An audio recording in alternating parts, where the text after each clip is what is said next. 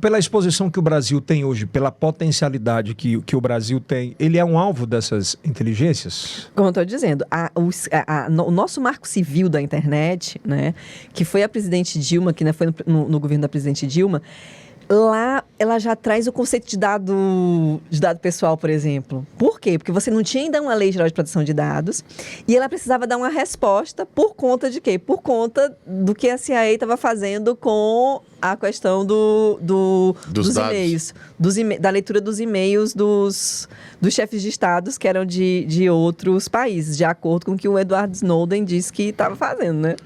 Tudo isso que foi dito aqui doutora, como é que o cidadão comum deve se proteger diante de situações como essa? Informação, né? Tudo passa pela questão de informação. É se informar sobre a lei, se informar sobre os direitos que ele tem, né? Ele tem direito, por exemplo, eu tenho o direito de dizer que eu não quero mais fazer parte daquele cadastro que eu fiz.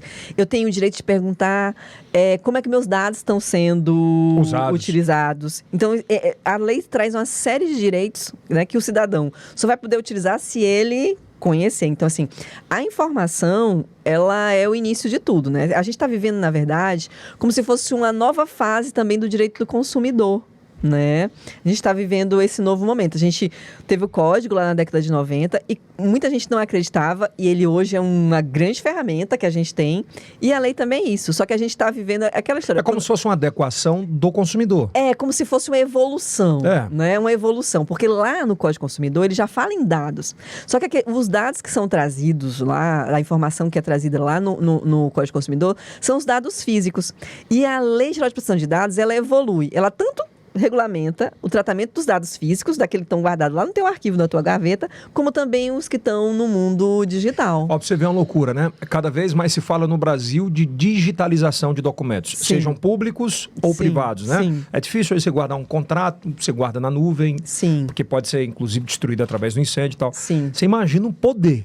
Sim, e tem uma coisa interessante, essa história de nuvem, né? Então, assim, a gente tem que ter cuidado, por quê?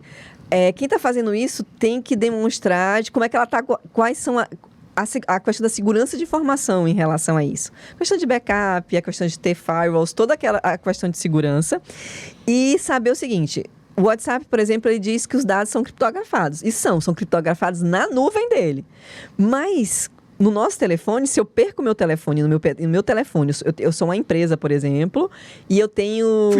Fui roubado e tenho dados de clientes ali. E aqueles dados daqueles clientes são utilizados na minha atividade econômica. Aquilo foi um vazamento.